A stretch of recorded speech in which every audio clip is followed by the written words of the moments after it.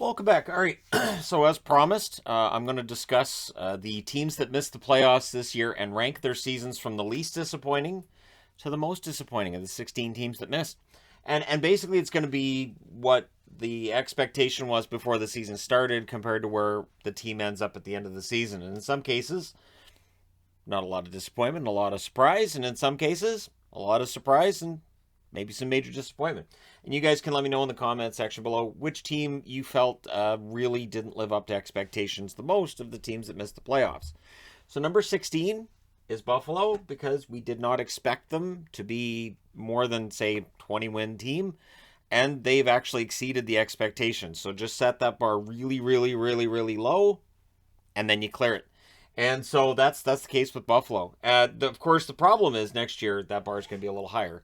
The good news is I think they're finally putting together a team that might be able to clear it. So for Buffalo, I think things look positive for the first time in a while. I've been saying that in videos lately. I'm saying it again here. Number 15 is Arizona. There should be no surprise with the Coyotes being outside the playoffs. It did not surprise me at all. And again, they kind of exceeded expectations, especially after that nightmare start to the season. Their start to the season was absolutely awful. So, the fact that they don't end up finishing last overall, it's a bit of a surprise. There was a belief that they and Buffalo would be battling it out for last overall. That doesn't end up being the case. Number 14. Now, ultimately, for the Anaheim Ducks, it is kind of a disappointment in that they were in a playoff spot at one point during the season, and then they fell out, right? So there are positives there, but in the end, they end up where they were expected to. They were expected to be one of the bottom teams in the Pacific, and that's where they ended up. So it's not a huge surprise that Anaheim is outside the playoffs, and much like these teams here, it's about pulling on the positives, that being guys like Zegras and Drysdale in their development. I've seen some people saying Drysdale, well, he's a bit of a flop. Drysdale's young and he's a defenseman. Not every defenseman comes into the league and plays fantastic right out of the gate. Even Hedman, his first couple of years, he had some shaky moments there, and then all of a sudden he's Victor Hedman. So Anaheim's got a pretty bright future ahead of them. Number 13, I went with Columbus. So Columbus right now, one game below 500 with 2 games left in the season.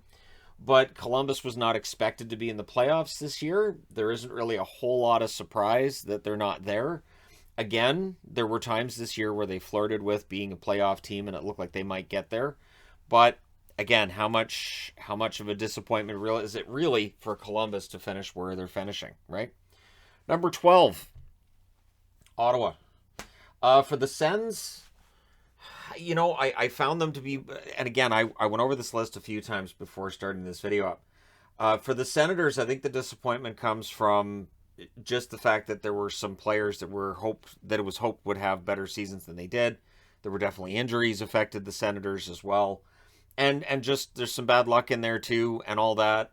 So for the Sens, again, much like Buffalo Sabres, especially of the teams on the board so far, next year looks pretty good. The Atlantic could be the best division next year. I'll go that far. Because the teams in the Atlantic that have been the bottom feeders for the last little while, which would be Buffalo, Detroit, Ottawa, in whatever order, these teams are, getting better and they should get more competitive. And so it should absolutely help to bring down the number of teams with 100 points in the East next year, I would think. Number 11, Detroit. Now, Detroit ends up higher up on this board because while they weren't expected to make the playoffs, they too were flirting with making the playoffs during the season, even being above the playoff line at 1.2. So for Detroit, overall, the end of the season, they kind of end up where they were expected. But if you kind of bought in and you said, hey, this team's pretty good, you know what? They are. I do think Detroit's pretty good. The weird thing is that it felt like the work ethic that they had the year before wasn't necessarily as high this year. The talent level went up, though, so it kind of all balances out. But, yeah, you've got Edvinsson coming in next year.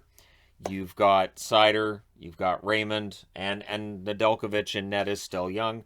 And he's bounced back from what was a really rough patch for him as well. So, Detroit, things are pretty good there. Number 10, San Jose. So for the Sharks, they weren't expected to be in the playoffs either. The expectation was that it'd probably be the three California teams that missed the playoffs in the Pacific, and maybe Seattle, maybe Vancouver.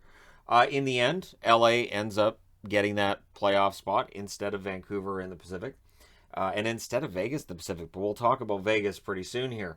San Jose, it ends up being an up and down year for them. They're right near the 500 mark. But again, it's NHL 500, so actual wins, they're not winning half their games. For San Jose, I will be interested to see how things go in the offseason for them, because ownership doesn't seem to want to go into a rebuild, and yet this is a team that I think needs it. So the offseason could be very telling of whether or not they're actually going to commit to that. We're not doing a rebuild. Number 9, Seattle. I went back and forth on where to put Seattle on the board. And I decided, right around the halfway mark makes some sense, because I think the expectations for Seattle were too high. There were some that had them in the mix for the playoffs. Advanced stats, the way these guys were drafted, there's a lot of advanced stats darlings that got picked up by them. There were some eyebrow-raising decisions by them for their expansion draft, and I'll look at that at some point soon. But overall, I think they end up being an expansion team. Expansion teams are usually fodder for the rest of the league. Except for Vegas, Florida, their first year they were pretty good, and Anaheim, their first year, were pretty good too. So for Seattle, I think the expectations were lower than for some than they were for others, but they were higher because of the Vegas effect. And so yeah, I've got Seattle right at the middle. Number 8, New Jersey. The Devils, there were some that really hoped that bringing in Dougie Hamilton would turn the team around. It didn't, but again, for New Jersey, there's a lot of positives here. You've got Luke Hughes coming in. You've got Jack Hughes as their leader. You've got Nico Hischier as captain. I think Hischier plays a great game. You've got other young guys in the lineup like Zacha, and you've got a leader, and Sharon Govich is fantastic, but you've got a leader in Hamilton in that he's a veteran on the team. The one question mark with New Jersey at this point has to be the goaltending. But really, this is a team that looks like they can score.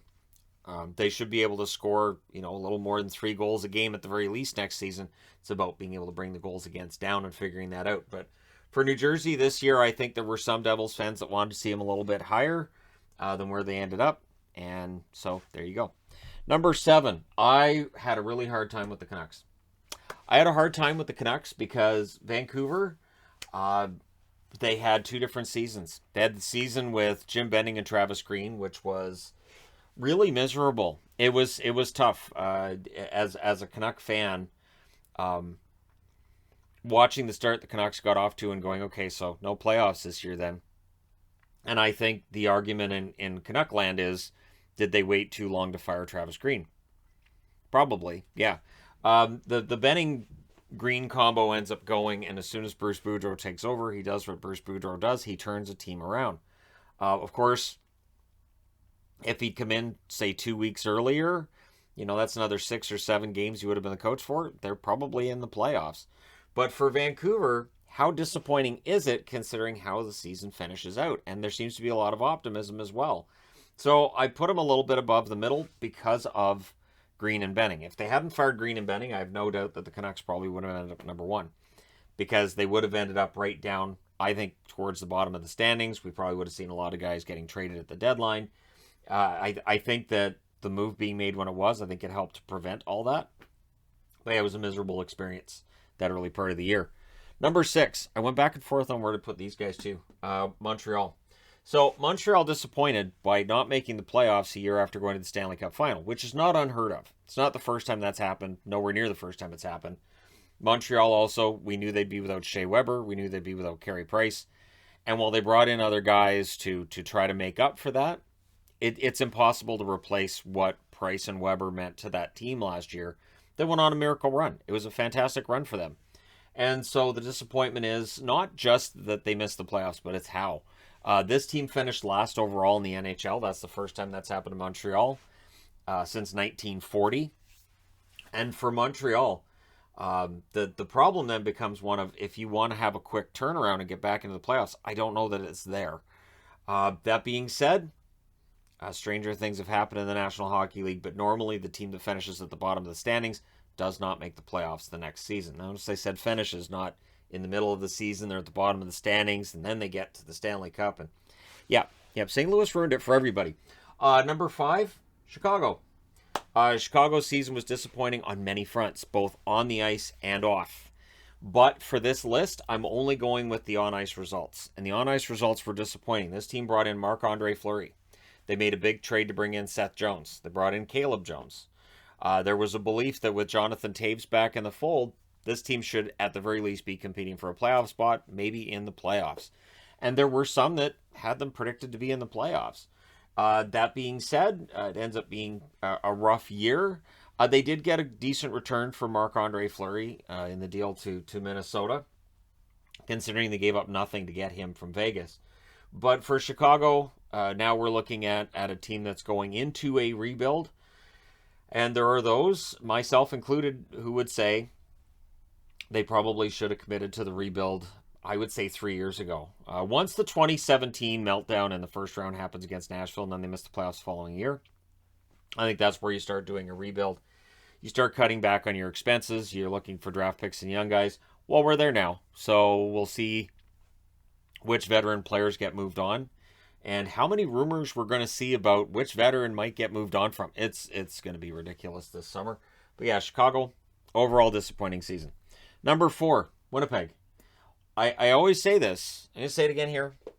On paper, the Winnipeg Jets are much better than their record.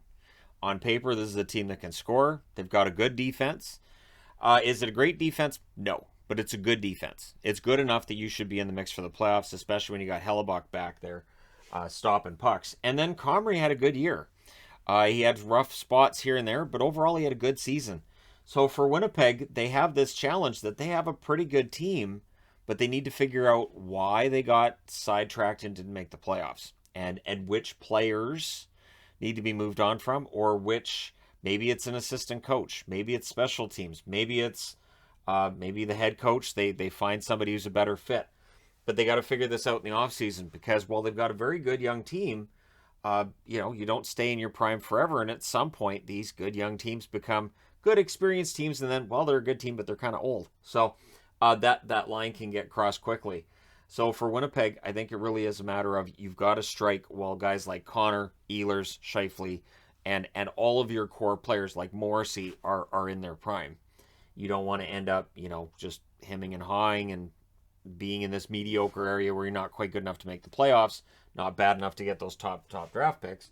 Although I think Perfetti's going to be a win for them. The reality is that the Winnipeg really needs something. So they're number 4. And again, I'm saying they really need something, even though I look at that roster and I go, that's a pretty good roster. So we'll see what they decide they need. Number 3, I debated on this one. The New York Islanders. The New York Islanders to me are number 3 because I had them first in the Metro. I thought they were going to finish first in the Metro. At points this year, the Islanders have played their game, but they had that 13-game road trip to start the season. And then when they finally came home, they had the COVID outbreak that didn't shut them down as easily as it seemed to shut down other teams, and it just all spiraled from there. And by the time they started winning their share of games, they were below 500, and they were well outside of a playoff picture of any sort. And so, I debate about how disappointing the season is when we see how it played out. But before the season started, I don't remember anybody predicting them to miss the playoffs, not amongst like publications. And I felt that they'd probably end up finishing first in the division, and here they are. They're nowhere near the playoffs. But again, Lou Lamoriello not seemingly reacting overly strongly to that. He's got faith in this team. He's re-signing guys. And sometimes having faith in your players is important. If you show that you have faith in your players, they could reward you for that. So numbers 2 and 1 are really and truly a debate for me. And I'm going to get into this. Number 2, I actually went with Vegas. Now, this list starts up, and I guarantee there's going to be a lot of people saying, well, Vegas has to be number 1. Vegas is number 2 because as the season's rolling along, we see the injuries, right? We see a lot of issues coming out and stuff, and it's just going to be a fascinating offseason. Are there issues between the coach and certain players? If there are issues between the coach and certain players, Does that put the coach's job in jeopardy? Does the team look to move players? The fact that they missed the playoffs and how they miss it, 0 for 17 over shootouts over their last 3 games, it's insane. There's, I think, going to be some kind of a change. I would not be surprised if they made another change in goal. And how does that work? And how does that look? And how do they stay under the cap for next season? It's going to be a challenge every year for them. But again, missing the playoffs is disappointing. Again, this is a team too. I picked them to finish first in the Pacific. Says 2 first-place teams outside the playoffs. Go me. But yeah, for Vegas, they should bounce back next year. There are a lot of injuries. I think that there's an understanding that if these players don't get hurt, that Vegas is in the playoffs. But I will say this, time's undefeated. The players in Vegas, the core that they've got signed, they're now another year older. And that's another year of mileage. And in some cases, it's a year of injuries. And it can be hard to get back to that scoring that you showed in your mid to late 20s or early 20s once you get into your early 30s. So the drop-off in production for most players shows up once they hit their 30s. And so Vegas is on the cusp of maybe going through. I don't think they're going to do a rebuild. But if next year starts off the way this one finished, maybe a retool would be in order. Again, it's going to be fascinating because it's a brand new market. And we're going to find out just how much they support hockey if this team isn't a playoff contender next year, right? So number one on the most disappointing, and I'm going to explain this, to me is Philadelphia. Now, I picked them to go back to the playoffs. Again, go me. Philadelphia started off with a mediocre record, but they were against so many good teams that I felt like, well, they're playing all right. And then they got some wins here and there, and I thought, okay, they'll be okay. And then it just all fell apart. They fired Elanvino. They brought in Mike Yeo. I get asked a lot. No, I don't think Mike Yeo's sticking around as coach of the Flyers. So I'm just going to say that here. But it is interesting to see how Philadelphia didn't just have a bad season. They had a spectacularly bad season. This is a team that, again, on paper, they're not this bad. Now they've traded out Claude Giroux. They've clearly bought into the idea of getting younger. But I don't think they need a full rebuild. I think that, again, the retool word is better, which is, a year or two. And I could see Philadelphia bouncing back next year. But in terms of just the losing streaks, just how miserable the season was. Montreal had those beats as well, but Philly, it feels like, had everybody beaten when it comes to all of the losing streaks and just that general feeling of misery. So there you go. Let me know your thoughts, though, in the comment section below. Which team that missed the playoffs disappointed you the most? Don't forget to hit like and subscribe if you're browsing your way through. You just happened upon this video. Thank you guys so much for watching, for all your support. I will talk to you again soon.